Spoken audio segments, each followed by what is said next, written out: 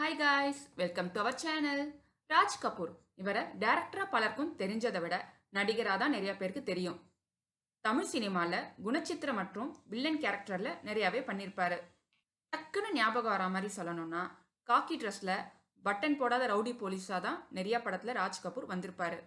Raj Kapoor senior director Sridhar கிட்ட assistant டைரக்டராக work பண்ணியிருந்ததோட Bharathi வாசுகிட்டையும் work பண்ணியிருக்காரு. மக்கள் திலக எம்ஜிஆரோட தீவிர ரசிகரான் ராஜ் கபூர். அது மட்டும் இல்லாம எம்ஜிஆரின் ஓம் ப்ரொடக்ஷன் கம்பெனி பேரு சத்யா ஸ்டுடியோஸ். அந்த பேரை தான் ராஜ் கபூர் தான் இயக்கிய பல படங்கள்ல ஹீரோயினுக்கு வச்சிருப்பாரு. ராஜ் கபூர் 15 படங்கள்லையும் நந்தினி, ராசாத்தி, ஜோதின்னு 3 சீரியலையும் டைரக்ட் பண்ணியிருக்காரு. அதுலேயும் நந்தினி சீரியல் கதையில டிஃப்ரெண்ட் ஜானர்ல ட்ரை பண்ணியிருப்பாரு. அதாவது பாம்பு மந்திரவாதின் டிராவல் ஆகிற கதையில நடிகை குஷ்பு, விஜயகுமார், நடிகை சச்சுன் போன்ற எக்ஸ்பீரியன்ஸ்ட் ஆக்டர்ஸ் எல்லாம் வச்சு வேற லெவல்ல கலக்கி காட்டியிருப்பார் ராஜ்குமார்.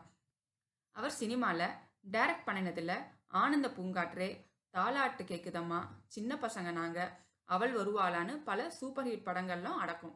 அதே சமயம் ராஜ் கபூர் டைரக்ட் பண்ணினதில் முக்கியமான படங்களையும் டக்குன்னு பார்த்துடலாம். சீமான். சீமான்னு அரசியல்வாதி தான் இருக்காரு.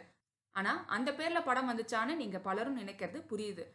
அட ஆமாங்க, கடந்த 1994ல நம்ம நவரச நாயகன் கார்த்திக் சுகன்யா நடிப்புல ராஜ் கபூர் டைரக்ஷன்ல ரிலீஸ் ஆன படம் தான் சீமான்.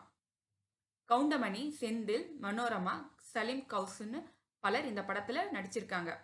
கடந்த 1994 ஏப்ரல் 15 தமிழ் புத்தாண்டு டைம்ல கேப்டன் விஜயகாந்தோட ஹானஸ்ட் ராஜும் சூப்பர் ஸ்டார் ரஜினியோட வீரா உள்ளிட்ட படங்களோட சேர்ந்து ரிலீஸ் ஆன இந்த சீமான் ரசிகர்களுக்கு சுத்தமாக கவரல. முக்கியமாக அப்போ விமர்சனம் எழுதின பத்திரிகையெல்லாம் திறமையான கலைஞர் கார்த்திக்கு ராஜ் கபூர் நியாயம் செய்யலன்னு விமர்சிச்சிருந்தாங்க. அடுத்ததா சுதந்திரம்.